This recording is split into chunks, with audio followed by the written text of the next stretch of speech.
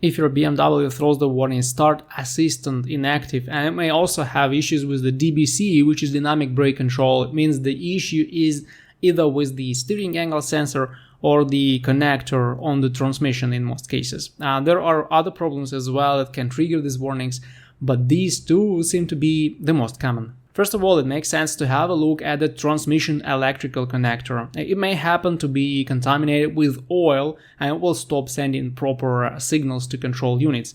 The solution is quite easy. You may clean it with any good electrical contact cleaner and then reinstall.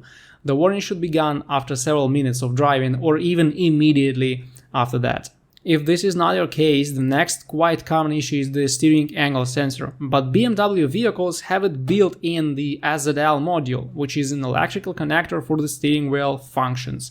In most cases, dealership or even independent mechanics will tell you to replace the SZL module, but the steering angle sensor in it may actually be cleaned, and sometimes it helps eliminate the warnings. There are videos with instructions for DIY cleaning, but I would ask for professional help since it's easy to misalign something here when putting it all back together. Before you invest any money in repairs, it's important to get a good scanner and read the codes. While the Start Assistant Inactive message doesn't provide you with a lot of information about the actual culprit of the problem, the codes in various electronic modules will certainly help you narrow down the problem and find out what's wrong. Otherwise, you may be just throwing money down the drain trying to guess the actual culprit.